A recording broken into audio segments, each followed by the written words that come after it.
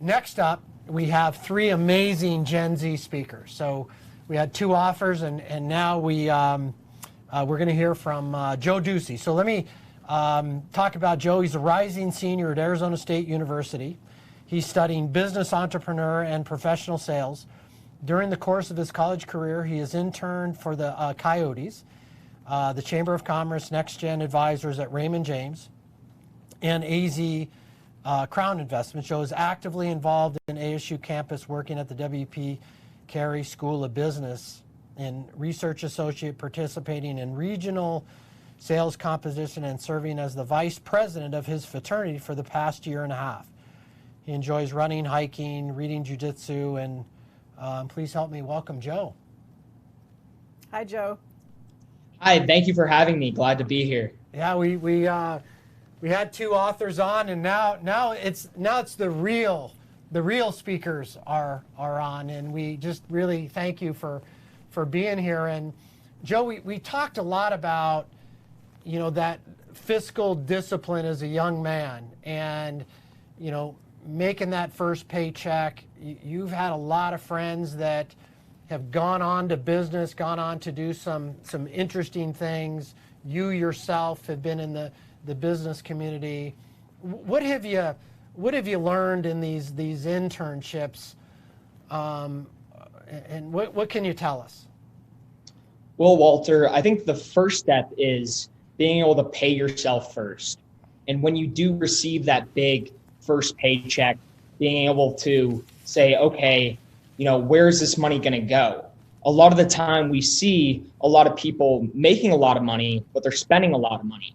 And when you're doing that, you're really not making anything.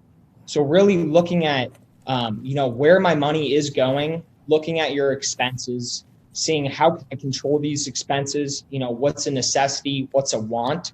And, you know, being 21 and in the, you know, era of youth, we do see a lot of keeping up with the Joneses and spending. So really having that discipline to see as the money's coming in, you know, where am I going to put it, with saving, you know, whether it be investing or an emergency fund, but really paying yourself first before you start to spend that money. And that attitude, is that directly related to growing up in an entrepreneurial household where, you know, you're completely responsible for an outcome? I think it has a lot to do with that. You know, growing up in an entrepreneurial household, I did learn that, you know, there's no days off, 7 days a week, and that you do have to be frugal. I mean, you know, there is huge risk with entrepreneurship, and that, you know, everything is on the table. A lot of what I learned about growing up in an entrepreneurship household is to set goals and to be disciplined with your money, with your habits, and to really look at, like I said, where is my money going? Is this a want? Is this a necessity? And when you are, you know, going off on your own ventures, starting your own business, you do have to be very disciplined with where that money is going. And I'm, you know, fortunate enough to have learned that at an early age and develop those habits. But I think it all comes down to being fiscally responsible. That starts with discipline. So, Joe, I know your parents very well, and I met you when you were a little younger. You may not remember meeting me, but I knew your dad early on from the Cold Stone Creamery days, and certainly one of his biggest champions today. And I know they're very, very proud of you. And I think part of it is also, you know, we can provide those environments for our kids, but you found that spark, you found that desire to carve your own path and to be fiscally responsible. And so where do you think that came from that you can share with our parents and our young people that are watching right now? Of course. I think there is a big problem in education of not having any personal finance courses. You know, I am an incoming senior, rising senior at Arizona State, and I have yet to take any course or know anyone who has taken a course on personal finance through the university, or anyone in high school has been taught about personal finance. And obviously this is worrisome for lots of students and lots of youth, you know, going out into the real world and not knowing how to handle your own finances. So this really sparked an interest with me of doing my own research and reaching out to different people who have gone down that path and pick their minds on okay, what steps can I take? I mean, no one is teaching you in college how to set up a Roth IRA or what a Roth IRA even is. So I think for me, it was realizing that there is this lack of education and this gap that's missing. And, that really sparked an interest in me to do my own research and to validate that research with, people who have gone through the process and people who have been successful with money. Yeah, I mean, I have to compliment you on your focus. I mean, I knew, early on. I mean, Joe, I've been around you for many years, and you've always had this air of confidence. You probably don't know this, but you are one of the few kids that would come to my house consistently, seek me out, shake my hand, and say, "Mr. Clark, how are you?" And I tell you that that's such a great quality and such a compliment to your parents. Talk about, you did an internship, you're on the advisory committee or the board of your fraternity. Talk about your time at is it Raymond James? Yes. And really what you learned there and what you brought back to your fraternity. Great. So when I started at Raymond James, the reason I seeked out that internship and that job to work there is because I realized that personal finance was something that I wanted to make my strong suit. It was something, frankly, that I did not know too much about at the time. And I said, okay, I'm going to read every book, take every job that will apply to me becoming more knowledgeable with personal finance. So, I owe a lot to that internship through Next Gen Advisors and Raymond James of teaching me, what it really means to pay yourself first, to live below your means. I think the first two books that I read on personal finance were Rich Dad, Poor Dad and Richest Man in Babylon. And, very just fundamentals that taught me, to pay yourself first, live below your means, keeping up with the Joneses, to just stop this cycle of the rat race. And, taking that knowledge, I was obviously eager to share that knowledge with my fraternity and the people that I associated with. So this led me to thinking, how can I fill that gap of the lack of financial education, personal finance education within college and within my fraternity specifically. So, throughout chapters and meetings with guys 1v1, I was able to help a significant amount of guys start a Roth IRA, even just let them know, what a Roth IRA is and what we can be doing, to get ahead of the curve. Because when I found out and when I started doing my own research, I couldn't believe that this wasn't taught, coming in as a freshman in college when you turn 18. And, as I learned that knowledge, I was very eager to share it with others, especially because people like you, Mr. Clark, and picking your mind and you sharing that knowledge with me, I was eager as I learned to share it with others. I'm curious. You go back to the fraternity brothers, and maybe you're having a cold one or something, and you're kind of talking Roth IRAs. I mean, is there, Joe? Come on, man. I'm 21. Come on. What are we doing? How did you handle that conversation? So I think what I've seen is that a lot of people panic.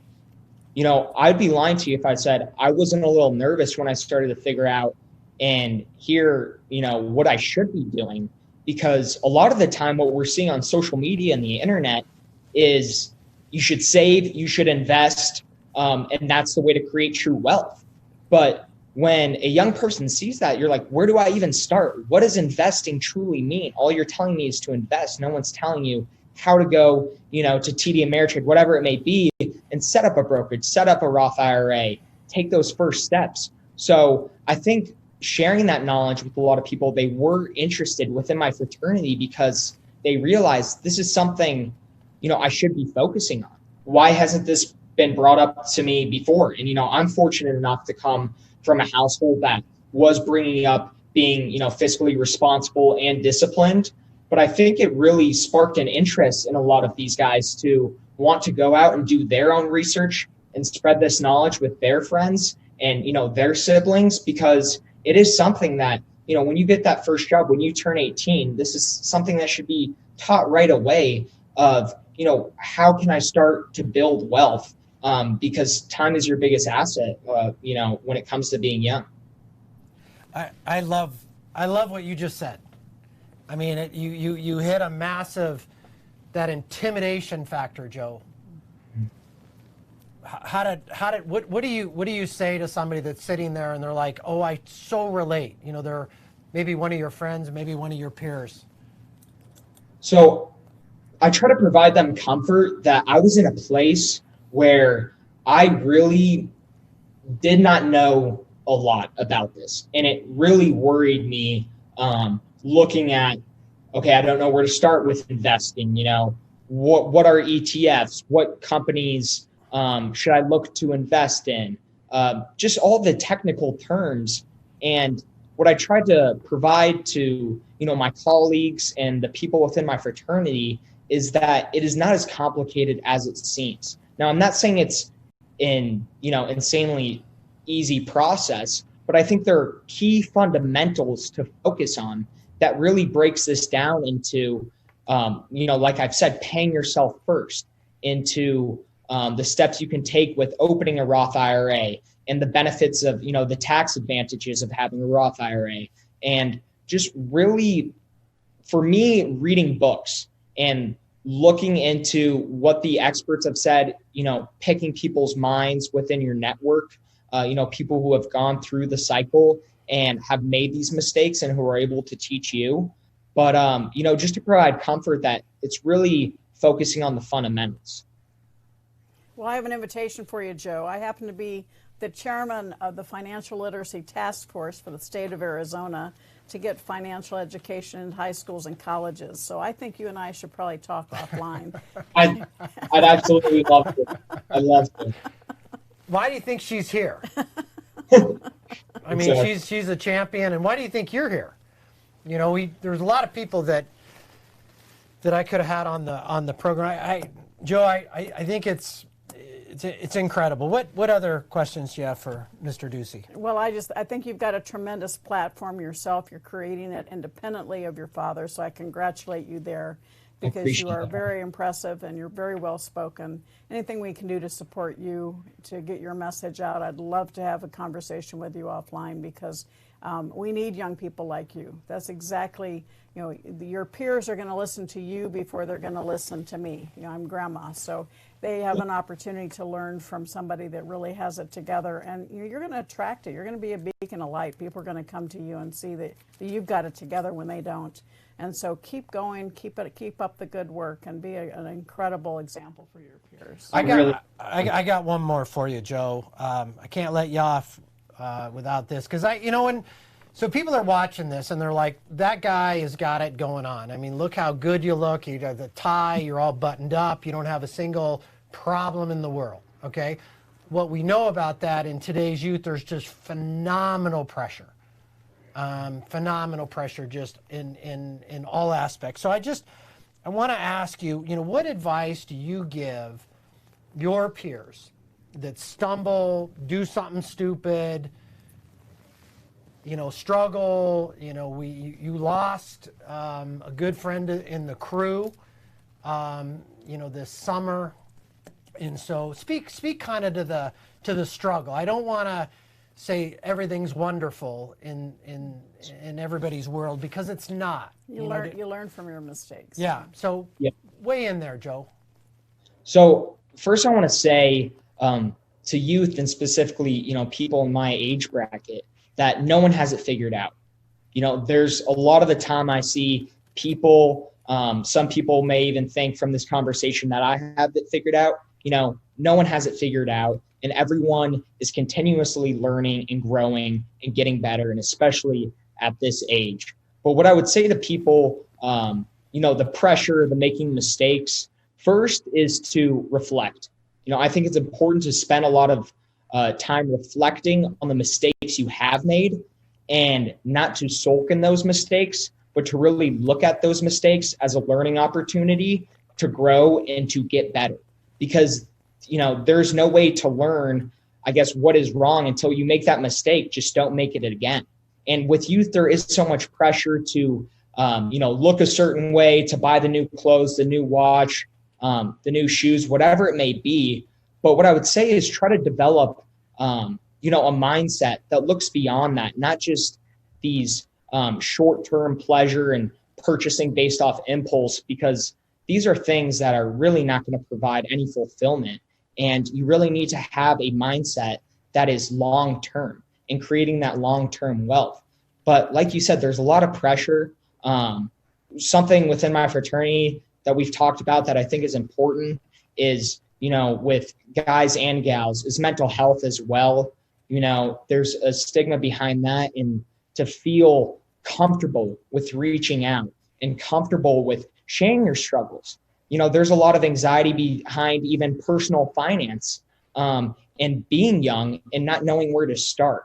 So I believe the best place to start is to start reaching out to people who have gone through the cycle, people who have created true wealth, and picking their minds. Do your own research, reach out to people, do not be hesitant, and learn from your mistakes.